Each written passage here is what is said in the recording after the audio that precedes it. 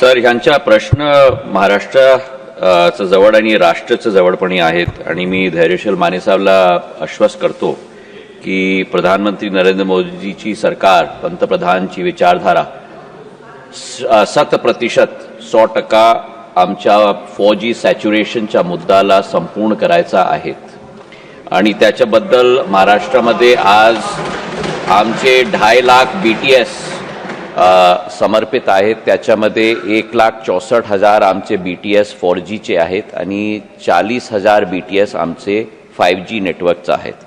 ह्यांचा प्रश्न कोकण क्षेत्राचा होता। कोकण क्षेत्राचा फार महत्त्व आहे भारताच्या इतिहासामध्ये आणि कोकण क्षेत्रामध्ये 5 जिल्हा आमचे, त्याच्यामध्ये पालघर जिल्ह्यामध्ये 8,900 आमचे BTS आहेत, ठाणेमध्ये 10,000 BTS आहेत, रायगडमध्ये 5,000 BTS आहेत, रत्नागिरीमध्ये 3,500 BTS आणि सिंधुदुर्गमध्ये 2,000 BTS। माझा हे विचार आहेत की 29,000 BTS आता हे 5 जिल्ह्यामध्ये कार्यरत आहेत।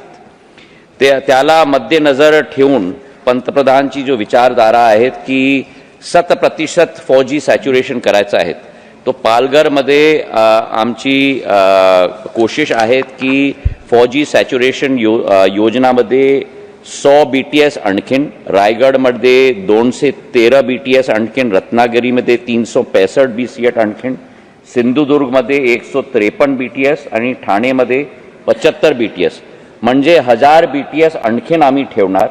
त्याच्यामध्ये 712 BTS लागून तयार झाली आहेत। हे योजनाबद्दल 75% योजना स्वीकृत झाली आणि क्रियान्वयन पण झाली।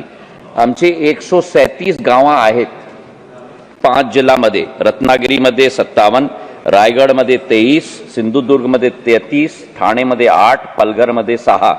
हे BTS सगळं फील्ड सर्वे आणि आमची प्लॅन कव्हरेज आहेत की लवकर हे गावामध्ये पण आम्ही संपूर्ण फौजी सॅच्युरेशन योजनामध्ये संपूर्ण सर्व्हिस देणार।